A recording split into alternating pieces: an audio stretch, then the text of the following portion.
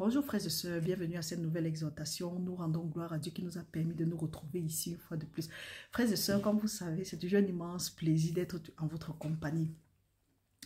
Aujourd'hui, avec l'aide du Saint-Esprit et à la lumière des Écritures, nous allons parler d'un thème assez courant, mais qu'on a l'habitude de confondre. Généralement, quand tu demandes à quelqu'un, est-ce que tu as accepté le Seigneur Jésus-Christ, il te dit que oui, il part à l'église, il a la crainte de Dieu et tout. C'est pas ça. Ce n'est pas ça. Accepter le Seigneur Jésus-Christ, c'est comme prendre le visa pour aller dans un pays étranger. Si tu apprêtes ton bagage et tu n'as pas le visa, tu ne bouges pas. Donc, aujourd'hui, quand tu vas suivre ce message, ma sincère prière pour toi, c'est que ce message t'atteigne dans les bonnes circonstances. Que quand tu vas écouter ce message, que tu sois en train de prospérer à tout égard, comme prospère l'état de ton âme et que tu sois en bonne santé. Que tout ce qui t'empêche de pouvoir aller de l'avant, que juste le fait d'écouter ce message, que le Seigneur détruise, aplanisse tes sentiers au nom puissant de Jésus-Christ. La parole de Dieu dit que ce n'est ni pas la force, ni pas la puissance, mais c'est pas l'Esprit de Dieu. Que son Esprit rende possible tout ce qui n'était pas possible dans ta vie à partir de maintenant au nom de Jésus. Mon frère, ma soeur, la parole de Dieu nous dit dans Romains 10, par exemple, que c'est en croyant du cœur qu'on parvient à la justice et c'est en confessant de la bouche qu'on parvient au salut. Donc, si tu dis que, si tu crois que aller à l'église, faire les choses à l'église, rendre service aux saints, ou bien faire ce qu'il y a à faire, et tu n'as pas encore confessé le Seigneur Jésus-Christ aujourd'hui, ça c'est l'occasion. La parole de Dieu dit que ça c'est le jour du salut. Accepte le Seigneur Jésus-Christ. Romains 10 nous a dit que c'est en croyant du cœur qu'on parvient à la justice, et c'est en confessant de la bouche qu'on parvient au salut. Donc, confesse le Seigneur Jésus-Christ. Accepte le Seigneur Jésus-Christ comme ton Seigneur et ton Sauveur. Jésus-Christ a dit que si un homme n'est né d'eau et d'esprit, il ne peut pas entrer dans le royaume de Dieu. Donc, tu as l'occasion aujourd'hui de prendre ton visa pour le ciel. Parfois, on dit que vous exagérez, vous pensez que quoi? Ce n'est pas une exagération. Parce que quand tu acceptes le Seigneur de la bouche, tu confesses. C'est pour dire que tu renonces au monde des ténèbres. Mais tant que tu n'as pas confessé, peu importe ce que tu es en train de faire, tu vas courir dans le sac. Et il faut savoir, tu es la réponse du problème de quelqu'un quelque part. Pour tout dire même, tu es la réponse du problème de ta famille. Peut-être vous êtes affligé, vous êtes oppressé par certaines choses que vous ne comprenez pas. Ce qui est le plus courant, le fait de manger dans le rêve, le fait d'avoir des rapports sexuels dans le rêve, le fait d'être toujours battu dans le rêve et avoir les paralysies du sommeil. Les paralysies du sommeil se manifestent comment? Tu dors, tu es conscient d'entendre les choses, mais tu n'arrives pas à bouger, tu n'arrives pas à crier, tu n'arrives à rien faire. Ou bien quelquefois, tu es dans ta chambre, mais tu as comme l'impression qu'il y a une fraîcheur qui entre dans ta chambre. Là, ce sont des oppressions. Et le seul moyen d'éviter ces choses-là, de fuir ces choses-là, c'est de fuir et se cacher à Jésus-Christ. Parce que la parole de Dieu dit que à l'ombre de tes ailes, je trouve mon refuge. Avant de continuer, avant d'entrer dans notre sujet et d'aller un peu en profondeur, nous tenons ici là à dire que, à donner l'annonce ici.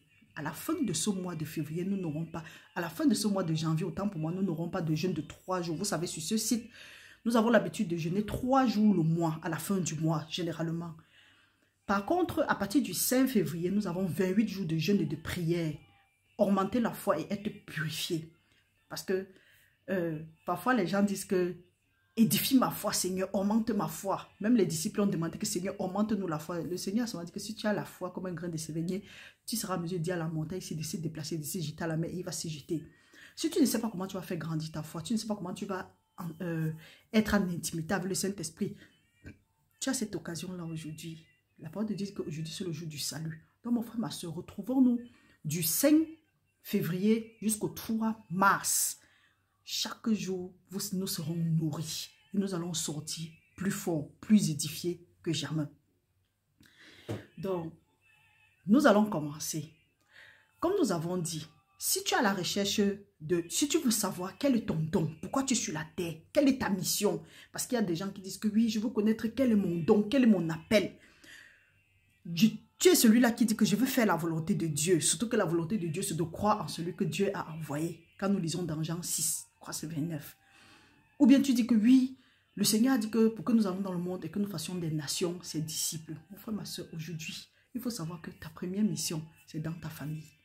Parce que la parole de Dieu, nous allons lire ici à la lumière des Écritures, la parole de Dieu dit que crois au Seigneur Jésus-Christ, ta famille et toi, vous serez sauvés. Donc ce que tu as fait, c'est de confesser le Seigneur Jésus-Christ et de commencer à croire au Seigneur Jésus-Christ. Comme nous avons dit, il y a des choses bizarres qui se passent dans votre famille, que tu ne connais ni la tête ni la queue. Sois le réparateur ou la réparatrice des brèches de ta famille à partir de maintenant. Mais une fois que tu as fait ça, ceux qui sortent toujours de cette famille, quand on t'appelle réparateur ou réparatrice des brèches, tu es celui-là qui a payé le prix. Mais celui maintenant qui est dans la famille, là, il a cette possibilité, il a ce libre accès aux bénédictions. Mais qu'à cela ne tienne, c'est personnel, c'est une décision personnelle. Il doit aussi confesser le Seigneur Jésus-Christ. Aujourd'hui, nous allons nous arrêter sur le fait que nous devons nous tenir à la brèche. Nous allons lire quelques versets, quelques passages bibliques et nous allons aller pas à pas et expliquer un peu avec l'aide du Saint-Esprit comme nous avons dit à la lumière des Écritures. Nous allons commencer par nous allons lire dans l'Ancien Testament 2 Chroniques 30 du verset 6 au verset 9. Pour ne pas dire 10. Lisons au nom du Seigneur et nous allons aller doucement. La parole de Dieu nous dit: les coureurs allaient avec les lettres du roi et des chefs dans tout Israël et Juda.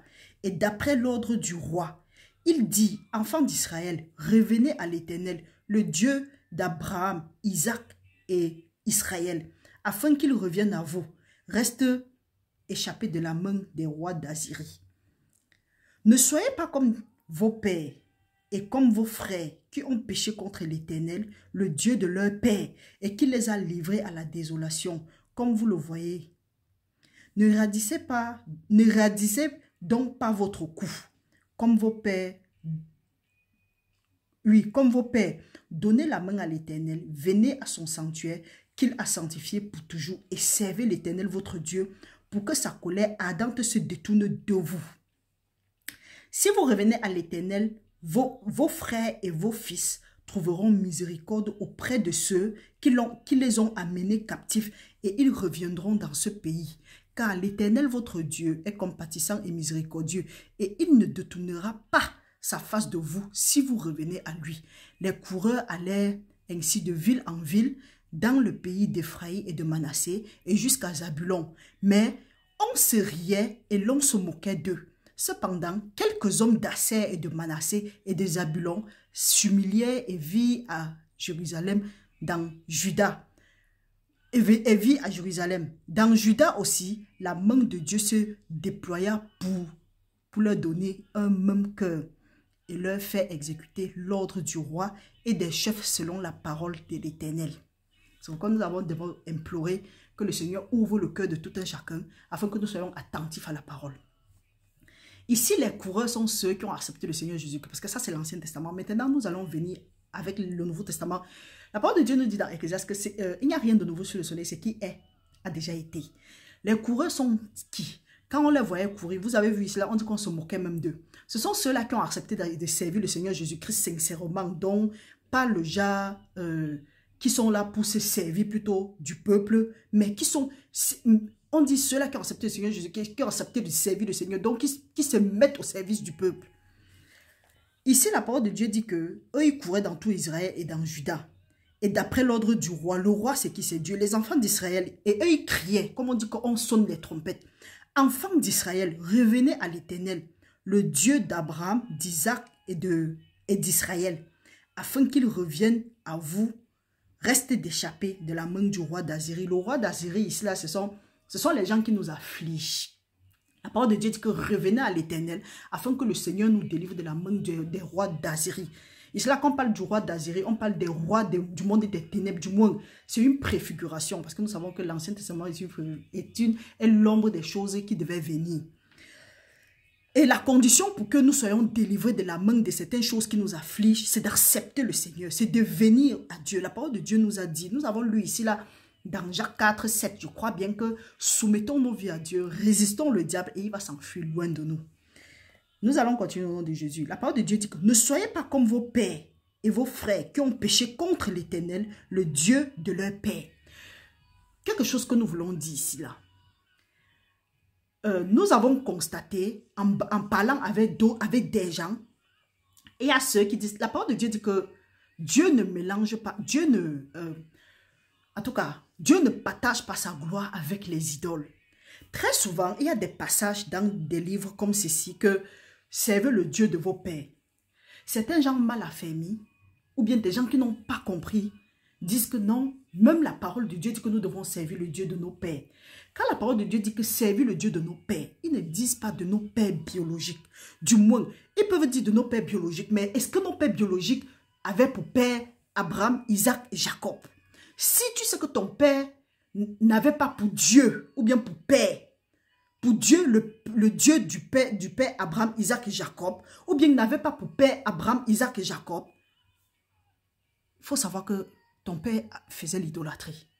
Si aujourd'hui, maintenant, tu dis que tu as accepté le Seigneur Jésus-Christ comme ton Seigneur et ton Sauveur, nous disons ça. Et nous ne voulons pas servir le Dieu de Abraham, Isaac et Jacob. Nous disons que non, la Bible dit que nous devons servir le Dieu de nos pères. Et nous ne faisons pas cette différence-là. Nous finissons de servir le Dieu qui a créé le ciel et la terre, le Dieu de notre père Abraham, Isaac et Jacob. Nous courons, nous partons maintenant servir ce que nos ancêtres ont servi. C'est ça qui apporte aussi parfois les malentendus et les problèmes. Parce que quand tu passes servir quand tu sers deux dieux, Dieu nous appelle les prostituées. Donc comprenez ça d'abord. Ok. Maintenant, quand nous continuons, la parole de Dieu nous dit, la parole de Dieu dit que ne soyez pas comme vos pères et comme vos frères qui ont péché contre l'Éternel, le Dieu de leur père, et qu'il a livré à la désolation. Donc, parce que nos pères n'ont pas servi le Dieu de Abraham, Isaac et Jacob, Dieu les a livrés à la désolation. Nous voyons cette désolation-là aujourd'hui. Nous voyons les accidents, nous voyons les maladies, nous voyons les morts précoces, nous voyons les stérilités, nous voyons le célibat, les vierges ne sont pas célébrées, ainsi de suite. Nous voyons toutes sortes de calamités. Nous appelons ça bénédiction? Non, ça c'est la désolation. Parce que la parole de Dieu nous dit, les projets que j'ai pour vous, il nous dit ça dans Jérémie 29, je crois c'est 11. Les projets que j'ai pour toi sont les projets de paix et de bonheur et non de malheur pour t'assurer un avenir plein d'espérance. Sur ce toit-là, on pleure trop. Ici, là, il y a les morts précoces. Là-bas, il y a les maladies. Constamment, il y a les césariennes. Là, il y a le cancer qui tue les gens. Et vous appelez ça la bénédiction. Après, nous refusons de chercher l'Éternel. Ou bien dans notre ignorance, on est détruit. Après, on dit que Seigneur, tu es où? Est-ce que tu as accepté le Seigneur Jésus-Christ quand tu dis que Seigneur, tu es où? Tu es persécuté à tous les niveaux. Tu ne te demandes pas pourquoi est-ce que tu continues à résister. Est-ce que nous ne voyons pas que nous sommes en train de radier notre cou comme la parole de Dieu dit? Pourquoi est-ce que nous ne nous laissons pas travailler? Pourquoi est-ce que nous ne demandons pas à Dieu d'enlever les cœurs de pierre et de nous donner les cœurs de chair? Crois, la parole de Dieu nous dit, crois au Seigneur Jésus-Christ et tu seras sauvé. Aujourd'hui, nous sommes dans crois au Seigneur Jésus-Christ. Ta famille et toi, vous seriez sauvés. Certains disent que oui, depuis que je crois au Seigneur Jésus-Christ, ma famille, mon frère était un drogué, il est toujours dans la drogue. Ma soeur était une prostituée, elle est toujours dans la prostitution. Vous racontez les choses. Tu pries et tu confesses les mauvaises choses. Oh, depuis que je prie, je ne suis toujours pas mariée. Je n'ai pas toujours atteint mon objectif. Je n'ai pas... Hey, arrêtez d'appeler les malédictions sur vous. Dieu fait toutes bonnes choses en son temps. Demande-toi plutôt, quand on finit de confesser les mauvaises choses, de dire que oh, j'ai accepté le Seigneur Jésus-Christ, on commence à doiter les gens, dire que c'est tel qui m'a fait ça, c'est tel qui est à l'origine de ceci. Mes frères, mes soeurs, acceptons d'abord le Seigneur Jésus-Christ. La parole de Dieu dit que quand on est en Christ, on est une nouvelle créature. Les choses anciennes sont passées parce que toutes choses deviennent nouvelles. Tu es devenu une nouvelle créature. Tu prends toujours les choses de derrière, tu viens avec devant. Crois au Seigneur Jésus-Christ, ta famille et toi, vous seriez sauvés. Quelquefois même, nous avons refusé de croire au Seigneur Jésus-Christ, mais nous continuons à vouloir, donc nous voulons profiter des bénédictions. Hey, regardez, nous allons prendre. Sache que tu es le Moïse de ta famille. Tu es le Moïse de ta famille et tu ne forces personne. Ce que tu dois faire, c'est de te prédisposer, c'est d'accepter le Seigneur Jésus-Christ. Accepter le Seigneur Jésus-Christ, c'est quoi? Confesser de ta bouche, croire dans ton cœur et confesser de ta bouche. Nous allons illustrer ici, nous allons continuer, après nous allons illustrer quelque chose. La parole de Dieu maintenant nous dit ici là, que après, il a parlé de la désolation. Ok, comme vous le voyez, ne radisez donc pas votre cou comme vos pères. Donnez la main à l'Éternel. Venez à son sanctuaire qu'il a sanctifié pour toujours et servez l'Éternel votre Dieu pour que sa colère ardente se détourne de vous. Qu'est-ce que tes parents ont fait? Oublie ça. va servir le Dieu de nos pères Abraham, Isaac et Jacob. Et Dieu va détourner ta colère. Il a lui-même dit dans Ézéchiel que si tu ne fais pas ce que tes parents ont fait, on ne dira plus que les parents ont mangé les raisins, les raisins verts, les enfants ont eu mal à la dent. Chacun va porter son péché. Maintenant, comment dire que tu es le Moïse de ta famille? C'est maintenant l'objet de notre discussion aujourd'hui. La parole de Dieu dit, si vous revenez à l'Éternel, vos frères et vos fils trouveront miséricorde auprès de ceux qui les ont amenés captifs. Et ils reviendront dans ce pays, car l'Éternel, votre Dieu, est compatissant et miséricordieux. Et il ne détournera pas sa face de vous, si vous revenez à lui. Voilà. Ici, là, la parole dit que si vous revenez à l'Éternel, ce n'est pas comme s'il faut que tout le monde revienne. La parole de Dieu nous dit dans Ézéchiel qu'il cherche une seule personne qui se tienne à la brèche pour détourner sa colère. Nous pouvons lire ça ici, là, dans Ézéchiel 22, verset 30. La parole de Dieu dit que je cherche parmi eux un homme qui élève un mur, qui se tienne à la brèche devant moi en faveur du pays, afin que je ne détruise pas, mais je n'en trouve point. Je reprendrai sur eux ma fureur. Je les consumerai par le feu de ma colère. Je ferai retomber leur œuvre sur leur tête, dit l'Éternel des armées. Tu penses que depuis que tu parles à l'église, tu n'as pas accepté le Seigneur Jésus-Christ. Tu ne vois pas les choses qui s'abattent sur votre famille. Pourquoi tu ne prends pas la décision aujourd'hui d'accepter le Seigneur Jésus-Christ, comme il a dit dans Actes des Apôtres 16, 15 et Actes des Apôtres 16, 31. Crois au Seigneur Jésus-Christ, comme Corneille a cru au Seigneur Jésus-Christ. Pierre lui a annoncé les paroles. Il a cru, sa famille et lui, ils ont été sauvés.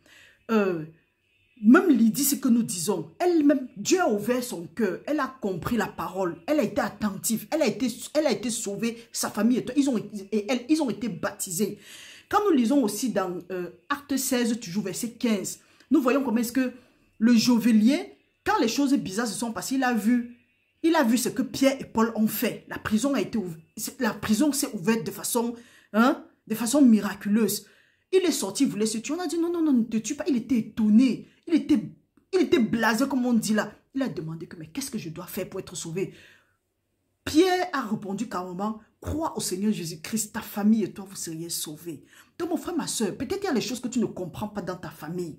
Aujourd'hui, le Seigneur te dit, crois simplement au Seigneur Jésus-Christ, ta famille et toi, vous seriez sauvés. Ta famille est en train de traverser quel genre de calamité. Tu es là maintenant comme un réparateur, comme une réparatrice de brèche. Il nous a dit dans un passage, nous allons lire ça très rapidement, il nous a dit dans Isaïe 58, à partir au verset 12, la parole de Dieu dit ici là, que les tiens rebâtiront sur des ruines, tu relèveras des fondements antiques, on t'appellera réparateur des brèches, celui qui restaure les chemins, des chemins et qui rend le pays habitable. La parole de Dieu, nous voyons, il dit que nous allons rebâtir sur des anciennes ruines. Or, dans Ézéchiel 22, 30, il a dit que il cherche quelqu'un qui élève un mur. Tu es le Moïse de ta famille. Accepte le Seigneur Jésus-Christ et tu vas voir. Moïse, nous allons maintenant illustrer ça comment? Nous allons d'abord finir. C'est la parole de Dieu dit que si vous revenez à moi, l'Éternel aura miséricorde de ceux qui... Donc, il va faire que nos fils et nos frères vont trouver miséricorde auprès de ceux qui les avaient retenus captifs. Ça nous refait à qui? Au peuple d'Égypte. Quand Moïse a accepté de payer le prix. Quand eux, ils quittaient de l'Égypte, Dieu a fait que ils ont trouvé faveur devant les Égyptiennes. Devant les Égyptiens, en tout cas, ils leur ont donné des choses. Nous allons lire ça tout à l'heure. Et quand la parole de Dieu dit que vos fils, Dieu va toucher le cœur de ceux qui ont retenu vos fils captifs. La parole de Dieu nous dit quoi? Que la postérité du juste sera puissante sur la terre. Si tu sais que tu es juste et que tu as les enfants, tu n'as même plus à te soucier. Ce que tu as fait, au lieu de te soucier, prends les paroles relatives. Ce que Dieu dit en ce qui concerne la postérité en tout cas, en ce qui concerne nos enfants. La parole de Dieu dit quoi? Nous devons utiliser ça pour combattre ce que l'ennemi ne veut pas dans nos vies. Pour venir contre les plans que l'ennemi a dans la vie de nos enfants. Il dit que crois au Seigneur Jésus-Christ, ta famille et toi, vous seriez sauvés. Donc nous comprenons ici là que le fait de croire au Seigneur Jésus-Christ, ça épargne notre famille, ça épargne notre descendance. C'est pour ça qu'il a dit que pour ceux qui m'aiment, je vais leur donner la miséricorde. En tout cas, ils vont trouver miséricorde donc jusqu'à la 1000e génération. Vous savez, ici, nous allons maintenant aller prendre le cas de Moïse. Moïse, par contre, Moïse, il y a certains gens qui disent que oui, je veux faire l'œuvre du Seigneur, mais on n'est pas prêt à payer le prix. Tu dois payer le prix, quel que soit ce qui ça peut te coûter. Nous voyons aussi que les coureurs sont ceux-là qui se promènent pour faire l'œuvre du Seigneur. Quand tu sais ce que tu as fait, quand tu trouves ta place, tu t'en fous de ce que quelqu'un peut dire. Et tu es prêt à tout abandonner. C'est pour ça que Paul pouvait dire dans Galates 3:13 que les choses que je considérais, aujourd'hui je les regarde comme de la boue afin de gagner Christ. Lisons maintenant lisons un peu, nous voyons ce que Moïse a fait. Parce que quand nous lisons l'histoire de Moïse, nous voyons que oui, Moïse, d'une manière ou d'une autre, quand on dit qu'il a quitté l'Égypte, il est allé dans le désert. Nous voyons qu'il a été captif dans le désert. Du moins, captif veut dire quoi? Le désert n'est pas un bon endroit où quelqu'un veut se trouver. Parce que d'abord, il y a le manque de nourriture, il y a le manque d'eau. Mais Moïse, gloire à Dieu, il était derrière le troupeau de son beau-père Jéthro. Donc nous voyons que Moïse vaquait à ses occupations. Moïse est en train de faire sa part de choses. Parce qu'il a essayé de sauver ses frères. Ses frères n'ont pas voulu. Pourquoi? Parce que ce n'était pas le temps. Et qu'est-ce qui... Oui, il avait senti ça parce que c'est Dieu qui produit en nous le vouloir et le faire selon son bon plaisir. Il avait senti ça. Mais il fallait un temps qui se forme. Le temps qui se forme là, c'est Dieu qui le formait. Maintenant, quand Dieu l'a appelé, c'était à lui d'accepter ou de ne pas accepter. Comment? Nous allons lire, nous allons aller doucement. La parole de Dieu nous dit, Moïse faisait... Nous allons lire ça dans Exode 3, autant pour moi, à partir de 1. Nous allons lire de 1 jusqu'à, je crois, 6. Moïse faisait paître le troupeau de Jéthro, son beau-père, prêtre de Madian, et il mena le troupeau derrière le désert. Il vit à la montagne de Dieu, à Horeb. Il vint à la montagne de Dieu à Horeb. L'ange de l'Éternel lui apparut dans une flamme de feu au milieu d'un buisson. Moïse regarda et voici le buisson était tout en feu et le buisson ne se consumait point. Moïse avait le choix de regarder ou de ne pas regarder. C'est la même chose aujourd'hui. Quand on prêche, quand on parle de Dieu, tu as le choix d'écouter ou de ne pas écouter. La preuve en est que Dieu ne force personne. Il dit, je mets aujourd'hui devant toi, je prends le ciel et la terre à témoin. Je mets devant toi aujourd'hui la mort et la malédiction, la vie et la bénédiction. Mais Dieu nous donne encore le choix. Il dit que choisis la vie et la bénédiction afin que tu vives ta famille et toi, ta descendance et toi, tes enfants et toi, et que vous ayez les longs jours si vous obéissez à ma voix. La parole de Dieu dit, le buisson ne se consumait point. Donc la parole de Dieu ne change pas. On dit point, ça peut dire que jamais. Moïse dit, je veux me détourner pour voir quelle est cette grande vision et pourquoi le buisson ne se consume point. L'Éternel vit qu'il se détournait pour voir et Dieu l'appela du milieu du buisson. Donc si tu veux connaître ton appel, tu dois d'abord être curieux, tu dois accepter, tu dois prendre...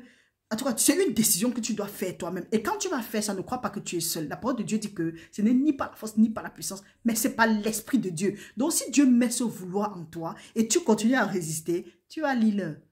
Il dit, l'Éternel vit qu'il se détournait pour voir et Dieu l'appela du milieu du buisson et Dieu dit, Moïse, Moïse, et il répondit, me voici Dieu.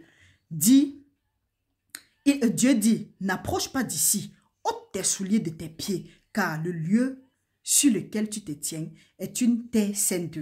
Et il ajouta, je suis le Dieu de ton père, le Dieu de Abraham, Isaac et Jacob.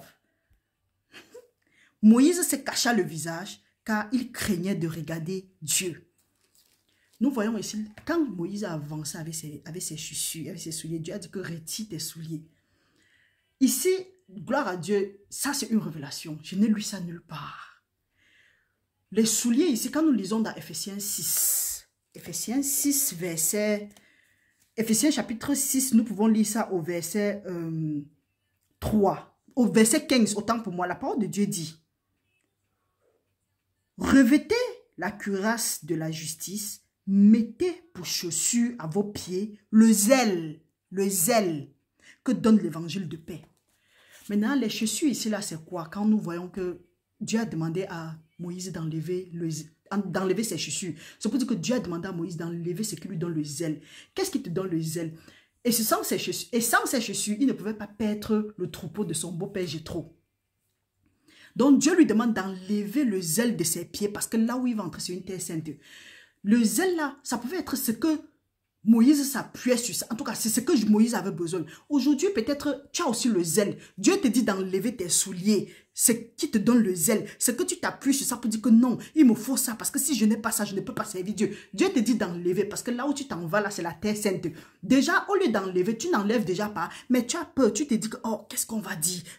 Vous voyez, quand Moïse a rencontré Dieu, Moïse aussi est en train de vaquer à ses différentes occupations. Mais Moïse n'a pas tenu compte de ça parce que plus tard, on ne dit pas où il a laissé le troupeau. Si tu dis que tu veux faire l'œuvre du Seigneur, Dieu lui dit vraiment que tu es sur une terre sainte. Et il s'est caché le visage. Si tu dis que tu veux servir Dieu, tu veux connaître ton appel, il y a les choses que tu dois laisser. Et là, on appelle ça le sacrifice. Donc tu dois sacrifier beaucoup de choses. Et généralement, ce sont les choses que tu aimes. Parce que lui, il avait besoin de ses chaussures pour continuer à paître le troupeau. Soit il abandonne ses pieds, ses chaussures, ce qui lui donne le zèle, pour entrer dans la terre sainte, soit il reste avec ce qui lui donne le zèle, en tout cas ce qui s'appuie dessus pour dire que oui, c'est son assurance, il reste dehors. Donc mon frère, ma soeur, peut-être il y a quelque chose que Dieu a en train de te dire d'enlever ça, ou bien de laisser ça et de t'appuyer sur lui. Il dit que quiconque met sa confiance en Dieu ne sera pas déçu. Accepte le Seigneur Jésus, que tu ne seras jamais déçu. Nous avons lu ici là, les coureurs. Quelque part, on a commencé à se moquer d'eux. Peut-être quand tu vas te mettre au service de Dieu, tu vas enlever ce qui te donne le zèle, ce que tu veux accomplir, tu vas abandonner ta propre voie. La parole de Dieu dit que les voies d'un homme lui paraissent justes, mais la fin, c'est la voie de la mort. Ne t'appuie pas sur ta propre sagesse, mais reconnais le Seigneur dans toutes tes voies. Fais de lui tes délices et il va te donner ce que ton cœur désire. Peut-être tu es en train d'abandonner ce que tu aimes. On dit que, oh, qu'est-ce que tu fais là-bas? Oh, telle chose t'a dépassé. Pourquoi tu penses que c'est servir Dieu qui sera facile? Mon frère, si tu es convaincu, si tu as cette conviction-là, lance. Parce que il faut savoir, ton Goliath ne va jamais venir se placer devant toi comme ça là. Les Goliaths sont souvent ceux-là qui t'influencent le plus. Dieu t'a mis quoi que fonce. Parce que si Moïse n'avait pas accepté, il n'avait pas abandonné le zèle sur lequel il s'appuyait qui était ses chaussures. Peut-être ton zèle aujourd'hui, je ne sais pas ce que ça peut être. C'est qui est sûr que tu as une voix qui t'a parlé. Il y a quelque chose qui te convainc dedans là. Écoute la voix là parce que c'est le Saint-Esprit qui te parle. Ne la triste pas. Si Moïse n'avait pas abandonné ça, il ne devait pas faire traverser les enfants. Il ne devait pas délivrer. Dieu ne devait pas délivrer les enfants d'Israël de l'Égypte pour qu'ils traversent de l'eau. La preuve en est. Donc aujourd'hui, si toi tu veux, en tout cas pas que tu veux, tu dois être le Moïse, tu dois faire traverser ta famille. Ils doivent passer par l'eau. Maintenant, si les Égyptiens veulent les poursuivre, Dieu va traiter avec eux. Vous comprenez pourquoi on dit toujours que ne priez pas retour à l'envoyeur, non. Dieu va travailler avec eux. Et avant que tu ne sortes de cette captivité, avant que tu ne sortes ta famille de cette captivité, Dieu va toucher le cœur des oppresseurs là, des oppresseurs de ta famille en votre faveur. Parce que la parole de Dieu dit que quand les voies d'un homme lui sont approuvées, il met à sa disposition même ses ennemis. Donc je prie que Dieu mette à ta disposition, comme Dieu mette le cœur de tes ennemis à ta... Donc, que tu trouves faveur aux yeux de tes ennemis au nom de Jésus-Christ. Donc nous voyons que quand Moïse, par exemple, disait que accepter Dieu c'est un choix. Quand l'ange de la mort devait passer, Moïse a dit que mettez le sang sur les linteaux des maisons. Je suis sûr qu'il y a des Israélites qui ont dit que, hey, qui fiche le camp. Celui-là qui était ici, là, ça c'est aussi... Il y a des gens qui disaient des choses comme ça, mais tu t'en tapes. Tu dis ce que tu as dit et tu avances. Pas les choses que tu vas dire. Les gens vont dire que non, tu vas te fâcher. Non, et tu libères le message et tu pars. Mon frère, ma soeur, ne perdons pas de vue notre objectif. Ne soyons pas distraits. Parce que vous voyez comment il y a les distractions dans le monde. Même les soi-disant hommes de Dieu, femmes de Dieu, prophètes et autres sont aussi distraits. Nous devons rester concentrés. Nous devons rester focalisés. Donc mon frère, ma soeur, je prie que le Seigneur ait touché ton cœur et que tu aies compris. Que le Seigneur ait ouvre ton intelligence pour que tu sois attentif aux paroles. Nous allons encore lire un autre passage. La parole de Dieu nous dit dans Exode toujours 3, de 21 à 22. La parole de Dieu dit: je ferai même trouver grâce à ce peuple aux yeux des Égyptiens, et quand vous partirez, vous ne partirez point à vide. Chaque femme demandera à sa voisine et à celle qui demeure dans sa maison des vases d'argent, des vases d'or et des vêtements que vous mettrez sur vos fils et vos filles, et vous dépouillerez les Égyptiens. Tu es là, tu dis que non, il faut que tu fasses telle chose. Mon frère, si tu fais la chose là, la parole de Dieu nous dit, ce que tu fais sans Dieu, tu fais en vain. Mais quand tu fais avec Dieu, il te donne ce que tu veux, même quand tu es en train de dormir. Donc si tu penses que lui, les Égyptiens t'ont dépouillé, c'est qu'il est que il faut que tu travailles fort pour remplacer ça. Au fur et à mesure que tu vas travailler, ils vont t'épuiser et ce sont eux qui vont récupérer.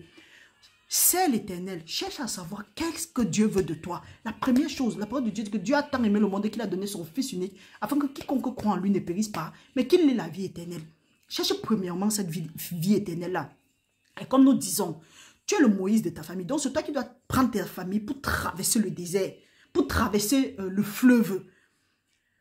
Accepte le Seigneur Jésus-Christ. Parce qu'accepter le Seigneur Jésus-Christ comme notre Seigneur et notre Sauveur, nous voyons que c'est Moïse qui a aussi accepté de se laisser utiliser par Dieu pour aller délivrer le peuple.